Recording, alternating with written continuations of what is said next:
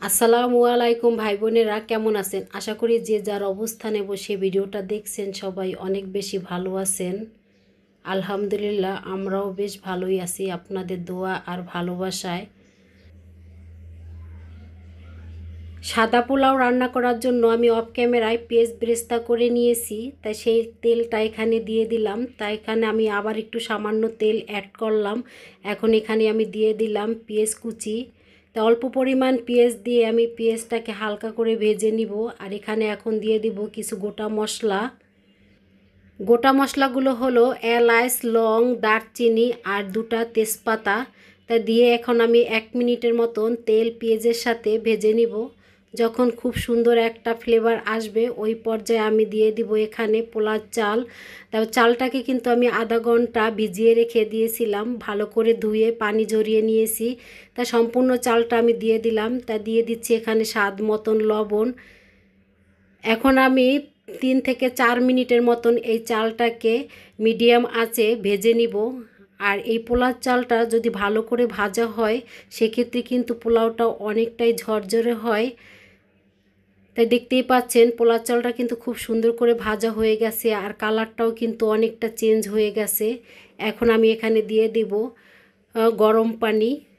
1 KG pulao চালের জন্য আমি 2 লিটার পরিমাণ পানি দিয়েছি আর পানিটা ছিল ফুটন্ত গরম পানি। পানি দেওয়ার পরেই লবণটা চেক করে নিতে হবে, কারণ এখন যদি লবণটা ঠিক হয় তাহলে ভাতের সাথে লবণটা একদম পারফেক্ট হবে। তাই এখানে আমি লবণও দিয়ে দিয়েছি পরিমাণ মতন আর 2 চামচ পরিমাণ চিনি দিয়েছি। এখন দিয়ে দিলাম 5-6টা কাঁচামরিচ দিয়ে আমি 5 থেকে 7 মিনিটের মতন মিডিয়াম আঁচে পোলাওটাকে রান্না করে নিয়েছি। পোলাও ভাতটা কিন্তু 90% সিদ্ধ হয়ে গেছে। এই পর্যায়ে আমি নাড়াচাড়া না করে উপর থেকে দিয়ে দিব ঘি। আর এই ঘিটা ছিল ফ্রিজে, এজন্য শক্ত হয়ে আছে। তা আমি হাত দিয়ে এভাবে অল্প অল্প করে সব সাইডে একটু একটু করে ঘি দিয়ে দিলাম। এতে করে পোলাও ভাতের সব সাইডে ঘিয়ের ফ্লেভারটা খুব সুন্দর করে ছড়িয়ে যাবে। এই পর্যায়ে ঘিটা দিলে কিন্তু ঘিয়ের ফ্লেভারটা বেশ ভালো পাওয়া যায়। তা উপর থেকে আমি পেঁয়াজ বেরেস্তা দিয়ে চুলাটা অফ করে দিয়েছি। তা 5 মিনিট পরে ফিরে আসলাম। এখন আমি পোলাও ভাতটাকে নেড়ে চেড়ে নিব, কারণ ওই পর্যায়ে আমি নাড়াচাড়া করলে দেখা যায় এই ভাতটা কিন্তু অনেক অংশই ভেঙে যেত। তা চুলাটা কিন্তু আমি 5 মিনিট আগেই অফ করে দিয়েছি। তা ঘিটা কিন্তু গলে সব সাইডে ছড়িয়ে গেছে। এখন আমি এই ভাতটাকে নেড়ে চেড়ে নিয়ে চুলার থেকে নামিয়ে নিব, এক সাইড করে রেখে দিব। রান্নাটা কিন্তু কমপ্লিট হয়ে গেছে। খুবই একদম সাধারণভাবে আজকে আমি এই সাদা পোলাওটা রান্না করলাম। এখন আমি চিংড়ি মাছের মালাইকারি রান্না করব। তা চিংড়ি মাছের মালাইকারি রান্না করার জন্য আমি অফ ক্যামেরায় আমি চিংড়ি মাছগুলো ভেজে নিয়েছি। তা এখানে কিছু গোটা মশলা আমি দিয়ে দিলাম, এলাচ, লং, দারচিনি দিয়ে 30-40 সেকেন্ডের মতন তেলের সাথে ভালো করে ভেজে নিব। তো যখন খুব সুন্দর একটা ফ্লেভার আসবে ওই পর্যায়ে এখানে আমি দিয়ে দিব পেঁয়াজ। তো এখানে আমি আদা বাটা করে পেঁয়াজ নিয়েছি, তো পেঁয়াজটাকে দিয়ে দিলাম। এখানে 1.5 কাপ পরিমাণ পেঁয়াজ আছে। এখন আমি তেলের সাথে পেঁয়াজটাকে ভালো করে ভেজে নিব। যতক্ষণ পেঁয়াজের গায়ে খুব সুন্দর একটা কালার না আসে ততক্ষণ ভেজে নিব। যখন খুব সুন্দর একটা কালার আসবে ওই পর্যায়ে আমি এক এক করে মশলাগুলো দিয়ে দিব। তা আজকে আমি নারকেলের দুধ ছাড়াই চিংড়ি মাছের মালাইকারিটা রান্না করে দেখাবো। আশা করি আজকের রেসিপিটি আপনাদের কাছে অনেক বেশি ভালো লাগবে। তা এখানে আমি আদা বাটা দিব না, শুধু রসুন বাটা দিব। তা 4 চামচে 2 চামচ পরিমাণ আমি রসুন বাটা দিয়েছি। তা এখন রসুনের কাঁচা ফ্লেভারটা চলে যাওয়ার জন্য আমি 1 থেকে 1.5 মিনিটের মতন পেঁয়াজের সাথে ভেজে নিব। তা পেঁয়াজের সাথে ভালো করে ভাজা হয়ে গেছে আর কাঁচা ফ্লেভারটাও চলে গেছে। এখানে আমি দিয়ে দিব কিছু মশলা।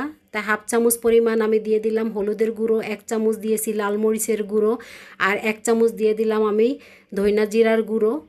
অফ ক্যামেরায় কিছু মশলা আমি পেস্ট করে নিয়েছিলাম, সেটা দিয়ে দিলাম। তা এখানে আছে 1 টেবিল চামচ পরিমাণ সরিষা, 1.5 টেবিল চামচ পরিমাণ আছে পোস্ত, 10-12টা কাঠবাদাম তো একসাথে পেস্ট করে নিয়েছিলাম, সেগুলো দিয়ে দিলাম এখানে, সম্পূর্ণটাই দিয়ে দিয়েছি। তো এখন আমি মশলাটাকে ভালো করে কষিয়ে নিব 2 থেকে 3 মিনিটের মতন টাইম নিয়ে। তাই মশলার গায়ে তেল ছেড়ে দিয়েছে, তার মানে মশলাটা খুব সুন্দর করে কষানো হয়ে গেছে। এখন চুলার আঁচটা একদম লোতে রেখে দিব। এখন দিয়ে দিব এখানে আমি টক দই, কারণ চুলার আঁচটা মিডিয়াম আঁচে রাখলে দেখা যায় টক দইটা ফেটে যেতে পারে। এজন্য আমি একদম লোতে রেখে এখানে টক দই আর মিষ্টি দই দুটা সমপরিমাণ আমি এখানে দিয়ে দিলাম। তাই টক দই আর মিষ্টি দই এটা যদি সমপরিমাণভাবে দেওয়া হয় তাহলে কিন্তু এই খাবারটা খেতে কিন্তু আরও বেশি মজা হয়। যেহেতু এখানে নারকেলের দুধ ছাড়া চিংড়ি মাছের মালাইকারিটা রান্না করে নিচ্ছি। এখন আমি দিয়ে দিব এখানে স্বাদ মতন লবণ। এখন আমি চুলার আঁচটা মিডিয়াম আঁচে রাখবো। তা মিডিয়াম আঁচে রেখে আমি 2 মিনিটের মতন মশলাটাকে ভালো করে কষিয়ে নিব। আর যেহেতু এখানে আমি মিষ্টি দই দিয়েছি, সেক্ষেত্রে কিন্তু চিনির পরিমাণটা একটু বুঝে শুনে দিতে হবে।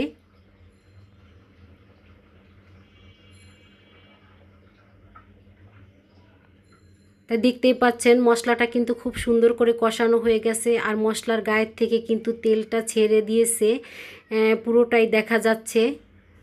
চিংড়ি মাছের মালাইকারি রান্না করার জন্য এখানে আমি মিষ্টি দই দিয়েছি, তারপরও মনে হচ্ছে এখানে চিনির পরিমাণ কম আছে, তা আমি চায়ের চামচের 1.5 চামচ পরিমাণ চিনি দিয়ে দিলাম। তা চিনি দিয়ে আমি আবার 1 মিনিটের মতন মশলাটাকে ভালো করে কষিয়ে নিয়েছি। এখন আমি এখানে দিয়ে দিব ভাজা চিংড়ি মাছগুলো। তা ভাজা চিংড়ি মাছ দিয়ে আমি 1 মিনিটের মতন মশলার সাথে চিংড়ি মাছটাকে ভালো করে নেড়ে চেড়ে নিব। জানি না ভিডিওর এই পর্যায়ে কে কে আছেন, কে কে এই ভিডিওটা দেখছেন। যে সকল ভাই বোনেরা ভিডিওটা দেখতে দেখতে এই পর্যায়ে চলে আসছেন কিন্তু একটা লাইক দিতে ভুলে গিয়েছেন, প্লিজ ভাই বোনেরা একটা লাইক দিয়ে দিবেন। আশা করি একটা লাইক দিতে ভুল করবেন না, আপনাদের কাছে শুধু একটা লাইকের আবদারি করছি। আশা করি আমার প্রাণপ্রিয় ভাই বোনেরা ফুল ভিডিওটি ওয়াচ করে আমাকে একটু সামনে এগিয়ে যাওয়ার সুযোগ করে দিবেন। তা এখানে আমি দিয়ে দিলাম দুধ। তা লিকুইড দুধ দিয়ে দিলাম 1/2 লিটার। এখানে আমি কোনো পানি ব্যবহার করব না, সম্পূর্ণ এই দুধের উপরেই রান্নাটা করে নিব। তা আপনারা যদি এখানে পানি ব্যবহার করতে চান সেক্ষেত্রে সমপরিমাণ পানিটাও দিতে পারেন, যতটুক দুধ ততটুক পানি দিয়ে রান্না করে নিতে পারেন।